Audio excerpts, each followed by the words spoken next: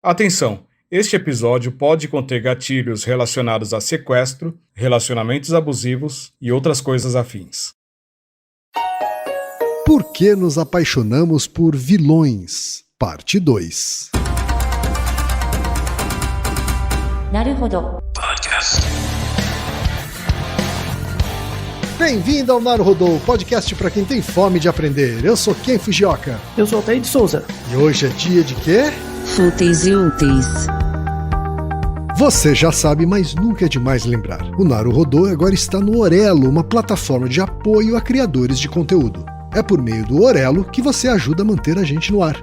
No Orelo, você escolhe um valor de contribuição mensal e tem acesso a conteúdos exclusivos, conteúdos antecipados e vantagens especiais, tais como sorteios de vários presentes e outros mimos. Além disso, você pode ter acesso ao nosso grupo fechado no Telegram e conversar comigo, com o Altair, com outros apoiadores e apoiadoras. E não é só isso. Toda vez que você ouvir ou fizer download de um episódio pelo Orelo, vai também estar pingando uns trocadinhos para o nosso projeto. Então venha ajudar a ciência e o pensamento científico você também. Venha pro Orelo e apoie o Naruhodo. E chegamos ao momento Alura, querido ouvinte. Eu sei que nessa época de isolamento social a gente é bombardeado o tempo todo com lives, webinars, cursos, e embora o senso comum tente nos convencer de que estamos em home office, a verdade é que estamos sendo forçados a ficar em casa e tentando trabalhar em meio a uma pandemia. Então meu recado é, antes de mais nada, vá com calma e cuide de sua saúde mental. Dito isso, pode ser sim um bom momento para dar uma acelerada em sua carreira profissional. E é para quem estiver a fim de fazer isso que eu quero falar aqui da Alura, a maior plataforma de cursos online do Brasil. Tem mobile, programação, front-end, infraestrutura de tecnologia, design, user experience, marketing digital, data science, inovação, gestão, tem para todos os gostos.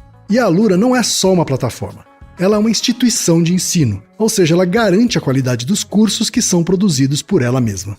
E funciona de um jeito muito simples. Você tem acesso a mais de 1000 cursos com uma única assinatura. Agora a vantagem, ouvinte Naruhodo tem desconto de R$100. Mas para ter esse desconto, precisa acessar a seguinte URL, anota aí, alura.com.br/promoção/Naruhodo. Repetindo, alura.com.br/promoção/Naruhodo. Altair, antes da gente ir para a parte 2 desse episódio duplo, um aviso pro ouvinte. Se você não ouviu a parte 1, eu recomendo que você dê stop agora, volte pro episódio 325 e ouça a parte 1, que a parte 2 vai fazer mais sentido. Tanto é que elas são totalmente conectadas, né? Exatamente, Altair. A gente falou na parte 1, Altair, sobre... Eu não vou nem conseguir repetir os termos, fala você. Hibristofilia. Hibristofilia. Falamos também sobre a definição imprecisa do termo carisma. Falamos da relação entre a hibristofilia e a atração que as pessoas têm por criminosos, mas também, né, uma forma análoga de hibristofilia em relações afetivas que não necessariamente envolvem criminosos, né? Por exemplo, em relações abusivas. Isso, relações mais prevalentes, né, mais comuns. A gente terminou a parte 1, Altair, fazendo uma ponte com a ideia de síndrome de Estocolmo. Aí só refazendo a ponte, né? A ponte vem a partir da definição imprecisa, como quem comentou, de carisma, e que o carisma sempre emerge de uma relação. Só que a palavra carisma é ruim porque em português ela é vista como um substantivo e não como um adjetivo. Sim. Né? E todo carisma emerge de uma relação entre o indivíduo e o contexto, um outro. A hibristofilia ela nasce de uma relação onde o indivíduo tem uma maior força para construir uma relação com esse outro. Uhum. A síndrome de Estocolmo é o contrário, é o outro que tem uma maior força em construir uma relação com você. Tá? Então é por isso que hibristofilia e síndrome de Estocolmo são dois lados da mesma moeda. E o que torna a questão muito mais interessante, do meu ponto de vista. Né? Elas têm origens diferentes, os termos, né? A hibristofilia tem uma origem diferente, situações diferentes, mas conversam muito quando você pensa no comportamento humano. Né? Bom, você conhece muito bem o termo síndrome de Estocolmo, né? A definição de síndrome de Estocolmo é uma condição na qual reféns, tem que ser refém, tá? Desenvolve um vínculo psicológico com seus sequestradores durante o cativeiro. Então, assim, a síndrome de Estocolmo nasce de uma relação desigual. Tem alguém que domina você, né? Então tem o sequestrador e o sequestrado, e aí a síndrome de Estocolmo nasce ali, né? Ela surgiu, esse termo, em 1973, né? Bem próximo da Olimpíada da época. Teve um assalto a banco em 1973 na Suíça, em Estocolmo, onde foram feitos 4 reféns, 3 mulheres e um homem, né? Dentro de um banco. A história é muito interessante, vale a pena contar a história que deu origem à síndrome de Estocolmo. O perpetrador, o principal assaltante, era um homem chamado Jan Erik Olsson. Ele foi num dos maiores bancos de Estocolmo, entrou lá com uma metralhadora e para roubar dinheiro. Só que aí não deu muito certo, e aí ele foi cercado pela polícia, ele fez os reféns, e ele manteve esses reféns em cativeiro por 6 dias. Né? Um tempo, imagina, você ficar lá discutindo, deliberando e tal, né? Depois de 6 dias, a polícia jogou bombas de gás lá dentro e libertou os reféns e prendeu o Erik Olsson. Felizmente, ninguém se machucou, nem nada. O interessante é que depois que todo mundo foi preso, né, o Jan Erik Olsson foi preso e o comparsa dele, que era o Clark Olofsson, os dois foram presos. Primeira coisa que se faz, leva todo mundo para a delegacia, você vai coletar os testemunhos dos reféns, certo? Né? Para ver se aconteceu alguma coisa e tal, né? É o mais natural. Quando fizeram isso, os reféns, todos os 4, se recusaram a falar sobre o que aconteceu, não falaram, disseram explicitamente que os bandidos não tinham culpa, tanto é que eles juntaram dinheiro, eles juntaram da economia deles para pagar os advogados do Jean e do Clark. Olha só, né? Que coisa curiosa. Pois né? Então, assim, não é que você não falava nada por medo. Você criou uma relação positiva mesmo. Tipo, não, os caras não são criminosos. Não, eles não fizeram nada de errado. Eles falavam isso. Os caras não fizeram nada de errado. Não, eu vou pagar os advogados, né? E aí, uma coisa que deixou todo mundo... Como assim? Né? Tipo, a gente viu, tá filmado, você foi preso 6 dias. Como assim você virou brother do cara? Como assim? Né? Mas aí, assim, e foi isso que aconteceu, tá? Então, e aí, assim, mesmo esperando mais tempo, mais meses, as vítimas continuaram defendendo os criminosos, se recusaram a testemunhar contra, sempre que eles testemunhavam eram a favor, e ficou por isso mesmo. E foi uma reação coletiva, é isso, Antônio? Coletiva, dos 4, em uníssono mesmo. Aí, assim, como claramente estava filmado, os caras ficaram 6 dias lá presos, prenderam os 2, né? Mas, assim, a pena foi menor. Porque não tinha como, né? Tipo, os policiais não sabiam o que aconteceu lá dentro, né? Então não tinha como ter outros agravantes. Não se sabia o que aconteceu. Mas foi muito estranho, isso caiu na mídia, nos jornais e tal. E aí surgiu a ideia da síndrome de Estocolmo. Mas tem um detalhe interessante, isso é bem conhecido e tal. Tem uma história interessante, que é o relacionamento entre o Jan Erik e o Clark Olofsson, né? Porque assim... Quem planejou o assalto foi o Jean, né? Então o Jean foi sozinho, dentro da agência, com a metralhadora, fez todo mundo de refém. Foi ele, né? Aí a polícia colou e isolaram, né? Aí uma das reivindicações do Jean Olsson para a libertação das pessoas é que eles libertassem da cadeia o Clark. Então o Clark não foi junto com o Jean na cadeia. Então o Jean assaltou o banco e o Clark estava preso.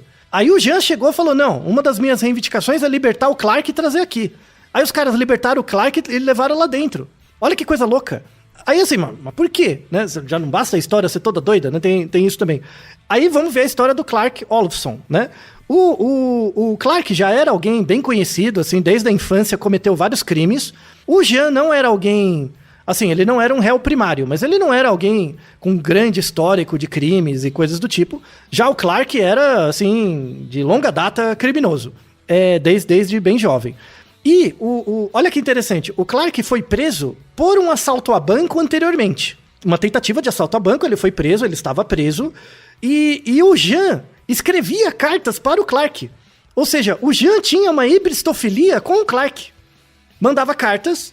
Né? E admirava muito, assim, não era um interesse sexual, mas era uma admiração muito grande pela figura do Clark, por tudo que ele fez e tal. Mandava cartas, os dois trocavam cartas, E o Clark inspirou muito o Ian e tal, e isso motivou ele a assaltar o banco. Veja só que interessante. Então, assim, uma relação hibristofílica gerou um assalto ao banco que gerou nos reféns a síndrome de Estocolmo. Olha que coisa doida, né? Como tudo é meio desconectado, assim, né? O interessante é que tanto o Jean como o Clark estão vivos hoje. O Jean e o Clark têm em torno de 75 anos. E, inclusive, para quem assiste Netflix, né? O Clark, ele é um grande conhecido, assim. Ele foi um grande criminoso sueco. Ele fez vários crimes meio, tipo, megalomaníacos e tal, né? E tem um seriado do Netflix que chama Clark, que tem 6 episódios, que conta a história do Clark Olofsson, né? Então, quem quiser ver mais detalhes, dá pra ver esse seriado também, né? Eu não sei de vocês, mas achei uma história muito louca, né? Muito que uma louca. hibristofilia gerou o crime, que gerou o outro. Nossa senhora, né?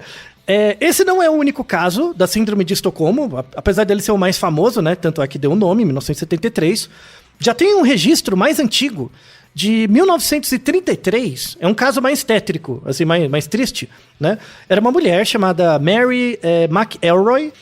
Essa mulher, ela era filha do prefeito de Kansas City, nos Estados Unidos. Ela tinha cerca de 25 anos na época.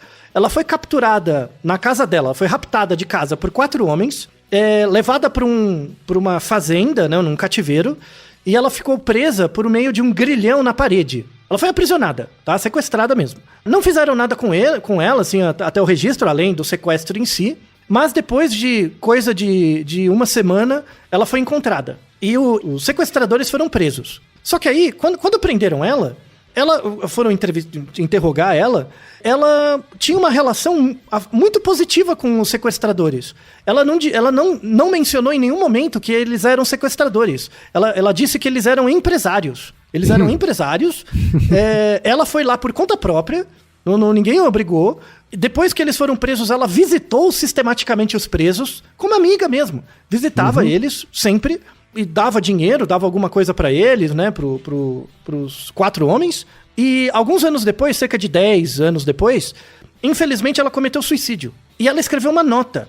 E nessa nota, é bem interessante o relato, assim, pra você ver como uma coisa estranha. Ela escreveu uma nota que diz o seguinte, abre aspas.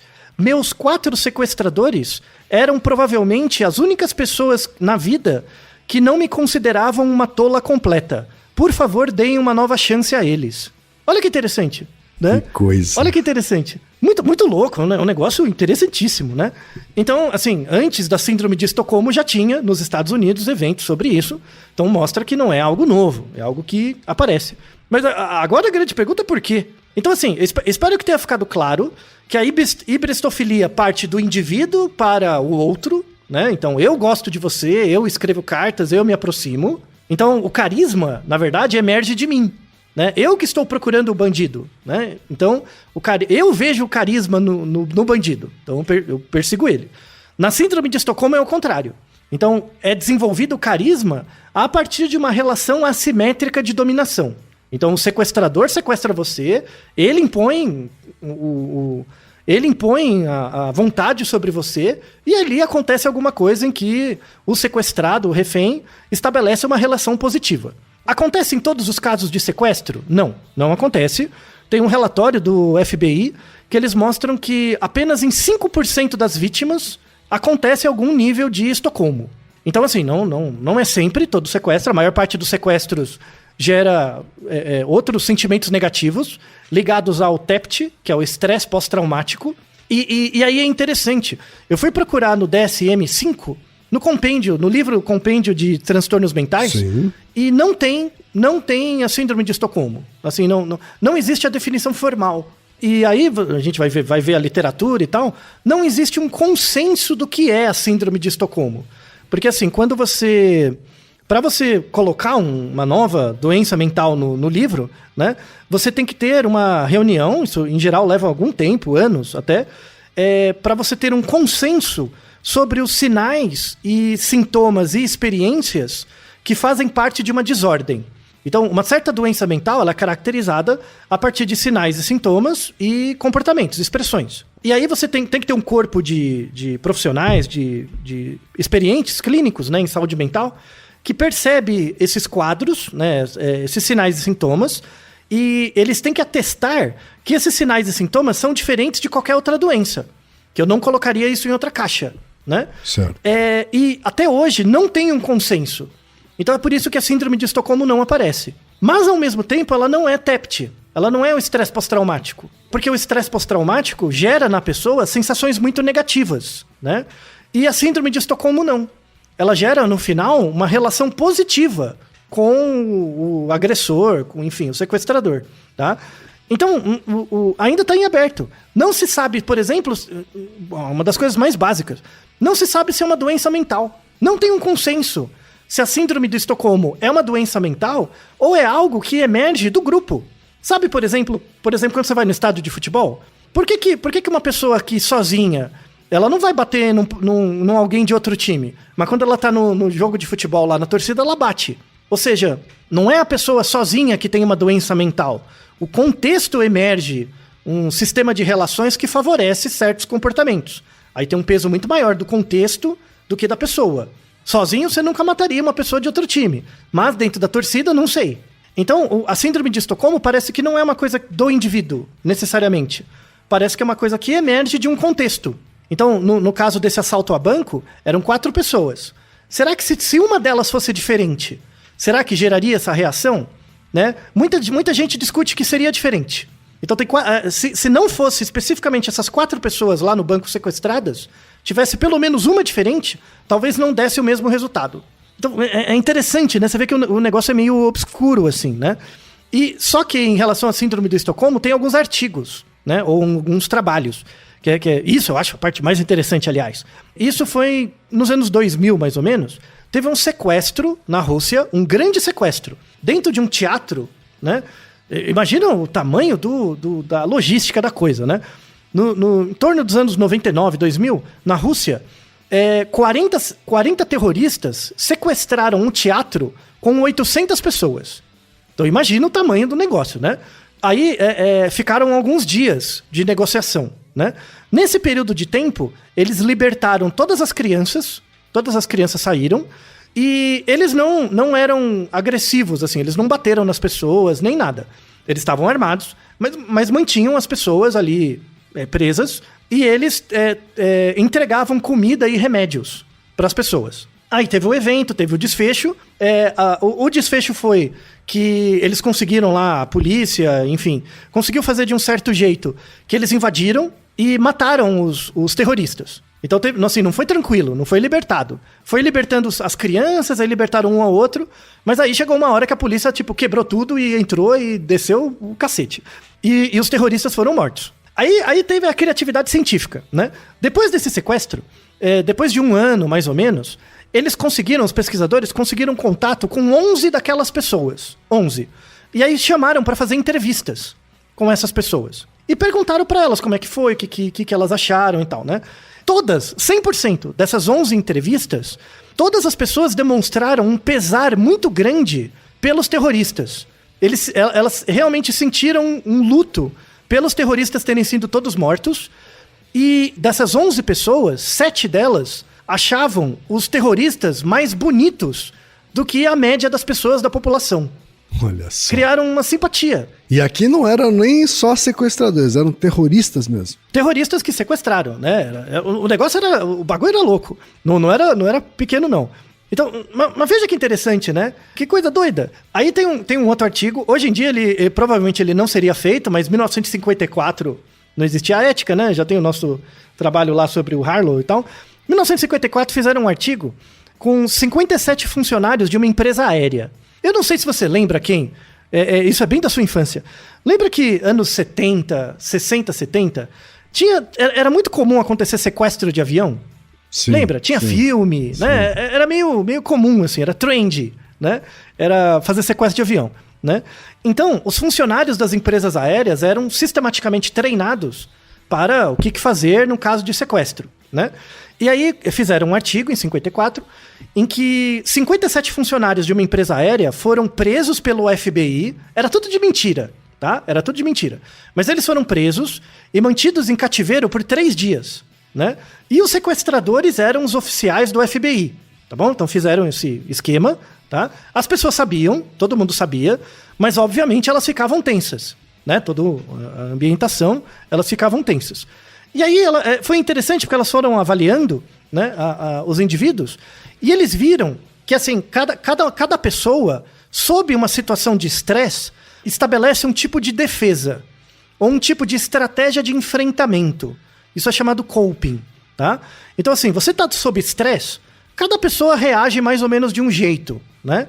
E aí eles notaram que as pessoas que ficavam menos estressadas nesse cativeiro aí, esse cativeiro inventado aí, eram aquelas que tentavam fazer um vínculo com o sequestrador.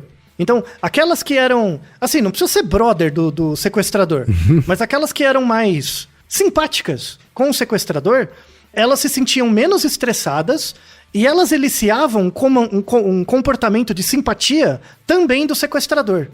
O sequestrador, tipo, era mais de boa com elas. Sim. Sabe? E aí surge, né, uma explicação do porquê alguns 5% das pessoas, assim, desenvolve essa síndrome de Estocolmo. É uma forma de defesa contra o estresse, né? É uma forma de defesa com o estresse. Porque se ele não considera o criminoso tão ruim assim, significa que a situação que ele passou também não foi tão ruim assim, então ele não deve ficar tão estressado.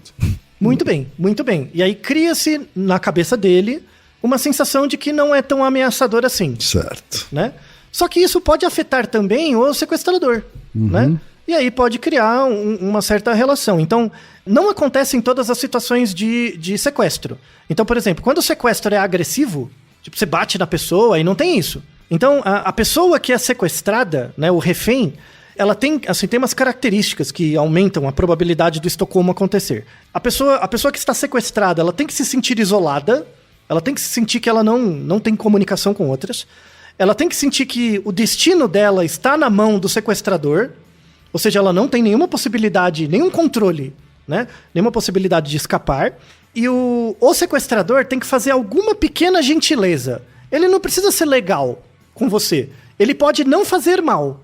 Então, por exemplo, nas situações em que o sequestrador poderia ser maldoso com você, ele simplesmente não é. Isso é percebido pela pessoa como uma gentileza. Entende? Sim. Tá? Então, nos relatos é bem interessante. Então, por exemplo, às vezes você, sei lá, no sequestro, a pessoa tá sentada e você quer colocar ela sentada em outro lugar, né? Então, assim, o que a gente vê em filme, coisas assim, o sequestrador pega a outra pessoa e empurra, sabe? Esse tipo de coisa, né? Se o sequestrador só pede, tipo, ó, senta ali, por favor, né? Desse jeito, existe uma maior chance da pessoa fazer e achar que isso é uma gentileza. Você entende? Sim. Tá? Então, eu estou falando isso numa situação de sequestro, que é uma coisa grave, é um crime, é uma coisa bem, assim, a sensação de estresse é muito grande, tá? Agora, quem remeta a sua larga experiência em publicidade, eu tenho certeza que você não presenciou isso, mas você já ouviu histórias, tenho certeza, você nem precisa ter me contado, de que, imagine um chefe assediador dentro de uma agência de publicidade, que toca o caos, tipo, é bravo com todo mundo, fica assediando, fala que o trabalho de todo mundo é uma merda, estabelece prazos muito estreitos ou metas impossíveis, todo esse ambiente, né? Que lembra um pouco um ambiente onde a pessoa se sente isolada, tem o seu destino, que seria a sua promoção ou mesmo o seu salário, na mão do chefe, e não pode escapar, ela sente que não pode escapar. Aí imagina um certo dia em que você fez um trabalho, alguma coisa, e você tem certeza que você vai tomar um esporro. Certeza, né? Porque é o padrão. Você vai tomar uma carcada, né? E aí, simplesmente, o chefe chega e é gentil. Ele não é nem que ele é gentil, ele faz o que é esperado. Ele fala, tudo bem, tipo, tudo bem. Aí não gera o bug na pessoa? Mas como assim, tudo bem? Né? Aí cria a síndrome de Estocolmo. Aí criou-se. Aí a pessoa vai começar a achar que existe uma relação positiva. Que existe uma possibilidade de estabelecer uma relação positiva para que a pessoa escape dessa algura, né? Sim. De ter sido sequestrada, não por um sequestrador, mas por um chefe abusivo. Então, essas características são muito interessantes quando você estiver avaliando, por exemplo, clima organizacional de uma empresa ou comportamento de líderes. Aí, nesse sentido, e aí eu volto no termo por que carisma é um termo ruim, né? Nesse sentido, esse líder assediador, ele é um líder carismático. Só que ele é um líder carismático dele para a pessoa, por meio do assédio, por meio da imposição. Né? Ele condiciona. É porque a gente tem uma visão muito cristã do carisma, né? Que é uma pessoa que atrai as ovelhas, o rebanho. Não é. Tem muito cuzão que é extremamente carismático. Extremamente. Só que é carismático por meio da coação. Tanto é que ele coloca a pessoa numa situação onde ela não pode escapar. Sim. Né? E aí, simplesmente uma situação em que você é normal, soa pro outro como uma gentileza. E aí você valoriza o outro. Olha que desgraça. Que desgraça. Quer dizer, você abaixa a régua tanto que quando você sobe 1 milímetro, parece que houve um ganho, né? Muito bem. E um ganho? Um baita ganho. Uhum. A ponto de você defender a pessoa. E quando alguém denuncia e tem lá o compliance, essa mesma pessoa que sofre na mão, ela vai lá no comitê do compliance, ela fala que o chefe é bacana. Uhum. Ou que estão perseguindo o chefe. Sim. Sabe? Exatamente igual em Estocolmo. Uhum. Exatamente. Isso acontece em relações de empresa, acontece em escola e acontece em relacionamentos afetivos. Muito, também. Acontece, na minha área acadêmica, muito, com o orientador. O que tem de... Eu falo da sua área porque a academia é igualzinho. Eu acho que a mesma quantidade de chefe coercitivo e assediador tem de orientador também. O que tem de orientador, sobretudo homem. Tem mulher também, mas a proporção é maior de homem. Mas eu mesmo conheço uns orientadores que dá vontade de dar uma surra. Mesmo, que estabelece exatamente essa relação de Estocolmo. De ficar pedindo prazo, ou de chegar, simplesmente não responder. Não responde e-mail nunca, né? Uhum. E a pessoa sempre ali tentando e tal. Aí vai gerando uma ansiedade no indivíduo, porque ele não sabe o que fazer. Uma tortura psicológica, né? Total. Deveria ser preso, perder mesmo para emprego, essas coisas, né? Se isso não acontece ou é muito difícil de acontecer em agência, imagine em universidade, né? Uhum. Então, temos um problema de saúde pública oculto nas relações estabelecidas entre as pessoas, muito grande, né? Então, essa discussão, assim, que mostra esses trabalhos, mostra que não são todas as pessoas que sofrem com isso, mas aquelas pessoas acometidas por um estresse muito grande, por muito tempo, elas vão começar a desenvolver, dependendo da maneira como o chefe for, essa relação de Estocolmo. E aí ela vai achar o chefe legal, isso vai prender ela mais ainda numa relação negativa e dissociada e zoada, né? Relacionamento abusivo é a mesma coisa. Sim. É a mesma coisa, Sim. né? Então você vai, eu vou mudar... Primeiro começa com a hibristofilia, né? Tipo, eu vou mudar ele e tal, né? Aí depois a pessoa percebe que não vai mudar, isso é da pessoa. E aí ela vai tentar terminar. Aí o que acontece? O outro reage, colocando a pessoa numa situação onde ela não pode sair e de vez em quando sendo simplesmente normal. E aí gera síndrome de Estocolmo nela, né? Então realmente você deixa a pessoa presa numa relação completamente zoada, né? Onde a melhor defesa que aquela pessoa vê contra o estresse é simplesmente gostar do outro. Né? Gostar e defender o outro. Sim. Você vê que é uma coisa completamente ambígua, né? Que a pessoa não consegue lutar, né? Eu acho isso muito louco. É um negócio muito interessante. É interessante. Assim, apesar de ser muito triste, né? Expõe uma realidade muito triste das relações humanas. É uma coisa interessante, né? Como as reações que a gente tem frente ao estresse podem ser coisas extremamente ambíguas, né? É mais comum quando... Assim, a síndrome de Estocolmo é mais comum. Aí tem uma questão social, né? É mais comum na relação homem-mulher. Então, o homem como aquele que domina a relação, né? Mas já tem relatos, vamos deixar até um artigo, que em relacionamentos homoafetivos acontece também, né?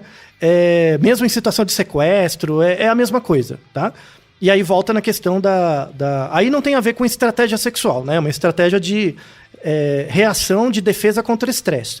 Então a hibristofilia e as suas gradações é um tipo de estratégia sexual que o indivíduo desenvolveu ao longo da vida e para ter um objeto de interesse sexual satisfatório para ele busca alguém que cometeu um crime, né? Então parte do indivíduo para o vilão, né?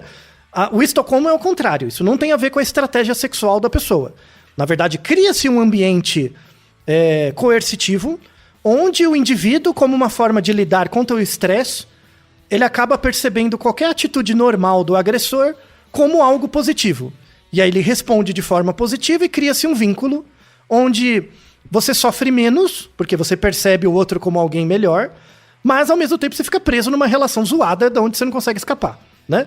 No caso do sequestro, vai chegar uma hora que a polícia vai entrar e descer o cacete, então a coisa acaba.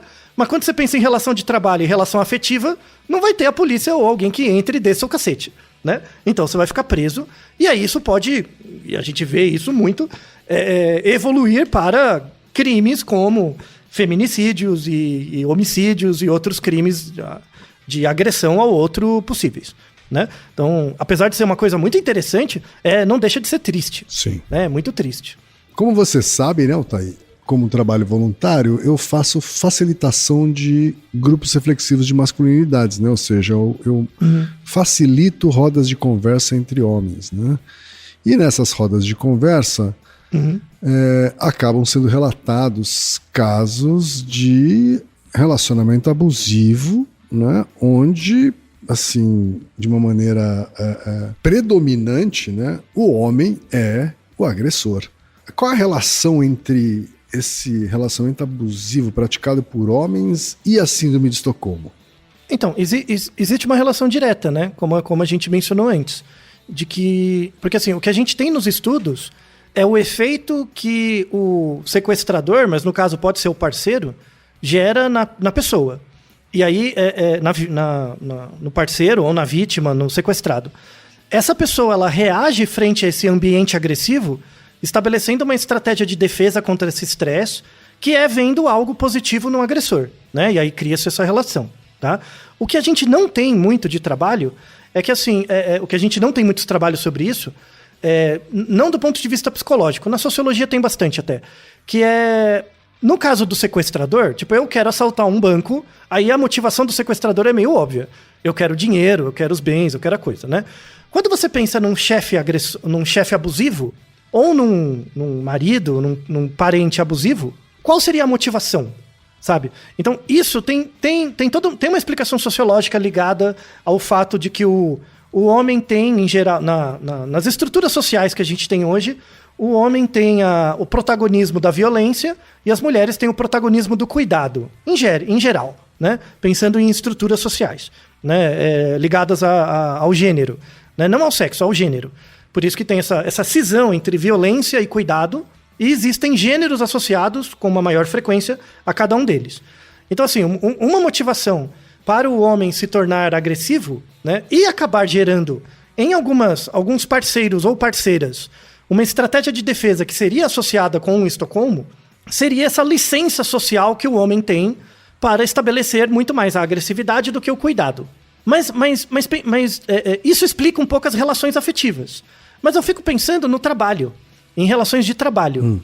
Então, mas aí a sua experiência ajuda muito. Então, por exemplo, por que dentro de uma agência, que é a área que você conhece mais, por que dentro de uma agência um líder, um VP, um CEO, o que quer que seja, completamente abusivo, aparece e tem sucesso? Por que se torna bem-sucedido um líder assediador?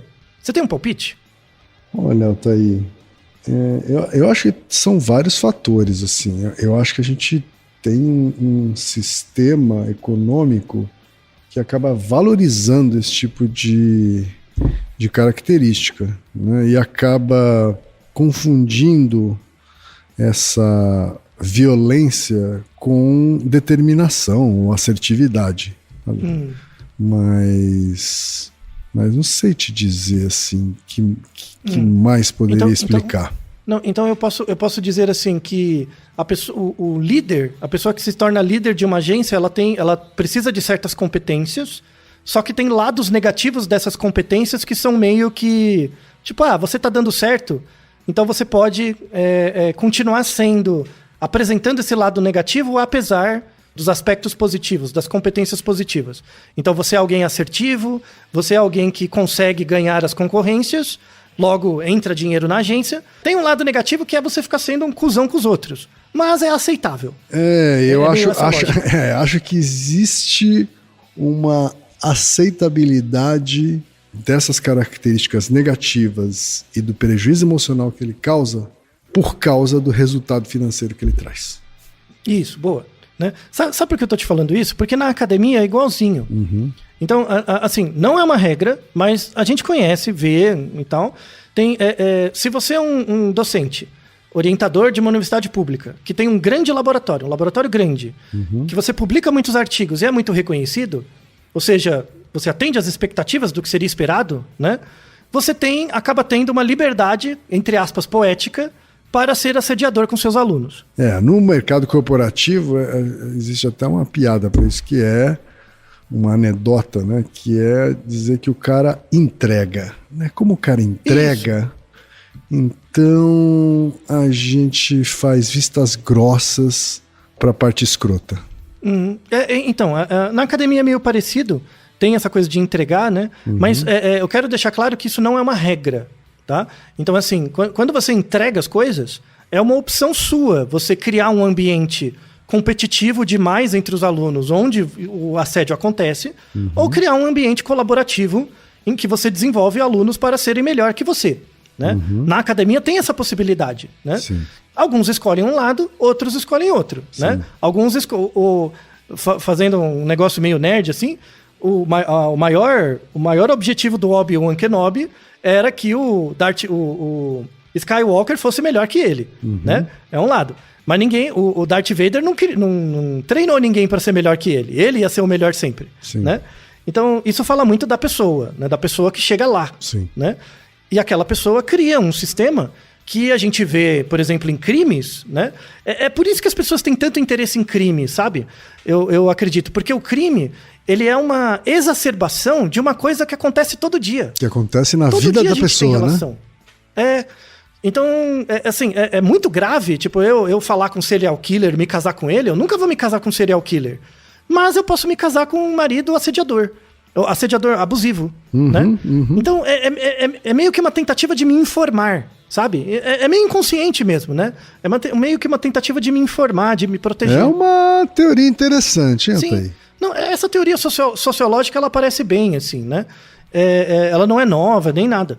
E ela é bem descritiva da estrutura do patriarcado, assim, né? Da estrutura machista que a gente tem. Sim. Uma das formas que a mulher tem, principalmente, não só, mas que a mulher tem de se proteger é se basear nesses casos extremos, né?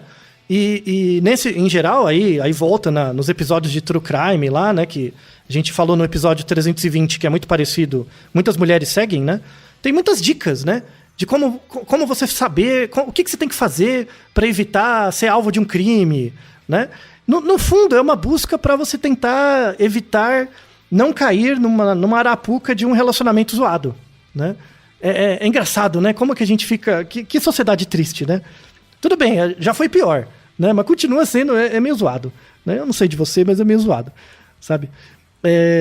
Assim, o que a gente tem que fazer contra isso é mostrar, né? Mostrar as contradições e tal, né? Não acho que exista uma sociedade no mundo atual que seja melhor ou pior. Cada uma lida de formas diferentes, porque é uma questão muito estrutural, né? Tem uma causa final evolutiva importante que afeta a sociologia da coisa. Mas a questão é o que a gente vai fazer para educar as crianças. Eu não tenho esperança nenhuma dos adultos. Tá? Dos adultos eu não tenho esperança. Adulto é redução de danos. Faz terapia, faz os grupos aí de conversa, já tá lascado. A gente mesmo tá perdido. Mas como é que a gente trabalha com as crianças, né, os pequenininhos, para que eles tenham uma vivência desses relacionamentos de forma um pouco mais saudável, né? Se você parar para pensar, é muito triste você estabelecer como defesa contra o estresse passar a gostar do outro. É um desamparo muito grande. Exatamente. Né? É uma defesa quase que patológica, né? Sim, mas assim, a patologia não está na pessoa, né? Exato, mas ela acaba desenvolvendo uma própria, né? Em defesa disso, sim. Né? Sim, então e aí a gente vê muitos relatos. Felizmente hoje as pessoas estão falando mais, né? Não quer dizer que acontece mais ou menos hoje, é que a gente conhece mais.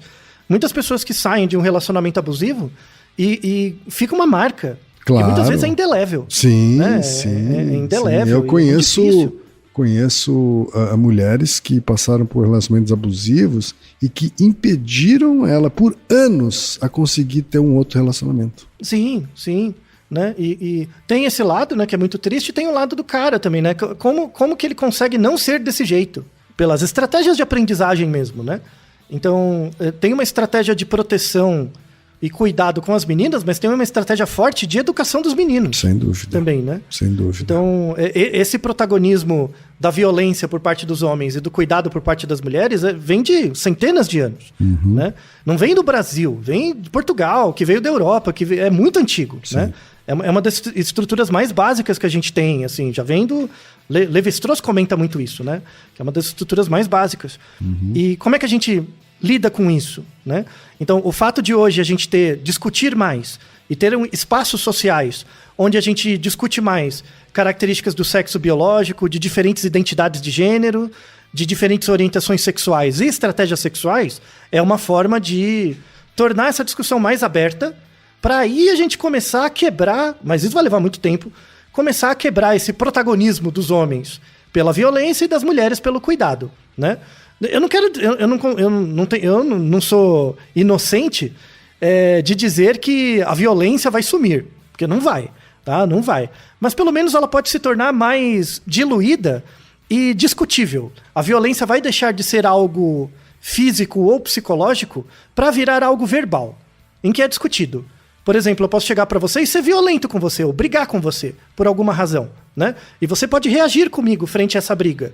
Mas, por meio da discussão, a gente pode diluir isso ao longo do tempo, né? Lembra do episódio do Ho'oponopono? Que a gente fala da justiça restaurativa, né? Para manter a coesão do grupo em sociedades coletivistas. Eu acho que é um caminho antropológico que a gente pode ter no futuro, assim. Mas é uma coisa que vai levar pelo menos 100 anos. Eu não posso deixar de fazer o merchan aqui, né?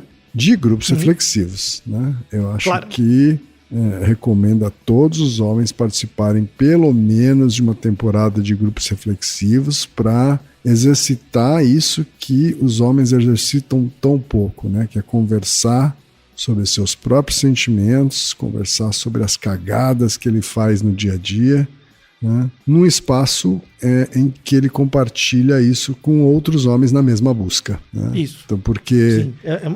Essa busca solitária não funciona. Tá? Então, acho que não posso deixar de fazer aqui o meu merchan sobre isso. Claro, claro. Não, e esse comentário final é muito importante. Ela não funciona. Eu vou me autoanalisar por vídeos de YouTube. Não, velho. É um relato verbal com outra pessoa de carne e osso na sua frente. E o cara também vulnerabilizando, e você também e tal. É uma relação muito interessante. A terapia tem esse papel também. Sim. Né? Mas os grupos são legais em si. Né? Então, para esse caso de discussão de masculinidade, contatos em grupo acabam sendo muito produtivos, porque você tem contato com outras visões também. Né? Então, como é uma discussão social, acaba sendo muito produtivo e interessante. Vale muito a pena. É muito fácil começar, o difícil é manter, né? Você já sabe isso muito bem, né, Kim? Sim. Mas não se sinta mal se você parar. A ideia é que você pare e volte e vá criando um vínculo onde essas paradas são cada vez menos frequentes, né? Porque não é fácil para ninguém, né? Então, para quem tem 40, 50 anos na cara, leva muito tempo pra gente ser o que a gente é, né? Então, quando a gente é zoado, leva muito tempo também pra desfazer, né? Sim. Então, eu sou uma pessoa que eu tenho muita empatia pelos covardes, assim. Eu acho... se você tá buscando, eu valorizo muito, assim. Eu tenho muita empatia por quem se sente covarde, assim. Eu acho importante... Não se isole, sabe? Não se isole. Tenta. Mesmo que você desista, mas tenta de novo, sabe? Isso é algo que precisa de mérito. Verdade. Assim, o cara pelo menos tentar. Eu já tô há 5 anos consecutivos. Então, é um mérito. Isso é um mérito, né? Mas boa parte das pessoas, vocês conhecem isso muito bem, acaba saindo, voltando. Sim. Né? Ou sai uma vez, às vezes demora muito e volta. Então, não é para todo mundo. Você tem um mérito muito grande de conseguir estabelecer essa mudança em você, né? Tem um privilégio, mas também tem um mérito próprio seu de se predispor a todo esse espaço de modificação, né? Algumas pessoas têm mais dificuldade, outras menos, mas a ideia é que todo mundo tenha acesso, né? É isso aí. E temos que ter um trabalho muito grande com as crianças pequenas. Sim. Né? Então, a próxima geração tem que ser bem trabalhada para que esses grupos não sejam tão necessários. Na verdade, é bem mais fácil trabalhar as crianças pequenas do que retificar os adultos grandões. Isso, lembra? Né? crianças não são pequenos adultos, mas os adultos são crianças grandes. Exatamente. Né? Então aquele grupo de adulto, criança, chorando, todo mundo junto, lascado, é muito mais difícil de trabalhar, né? Do que as criancinhas pequenininhas. Então Ken, espero que você tenha gostado da discussão, assim como eu, né? Eu creio que você nunca ia imaginar que a sua pergunta feita de forma tão prosaica no episódio 320 ia gerar uma discussão tão grande, né? É verdade. Espero que vocês e todos os ouvintes tenham aproveitado e reforço a recomendação do Ken, sobretudo para os caras, né? Buscarem grupos de discussão de masculinidade. Vamos deixar na descrição do post algumas referências de sites onde você pode buscar e discutir. É muito legal. E espero que o Vila esteja satisfeito e a Karina Prince também. Sim. Com esse episódio duplo. E você também, né, Ken? Eu também. E Naruhodô, ilustríssimo ouvinte. E você já sabe, aqui no Naruhodô, quem faz a pauta é você. Você tem alguma pergunta pra gente ou quer comentar algum episódio? Escreva pra nós. podcast@naruhodô.com.br. Repetindo? podcast@naruhodô.com.br. E lembre-se, mande nome completo, idade, profissão e a cidade de onde você está falando. É isso aí. Naruhodô. Esse podcast é apresentado por b9.com.br.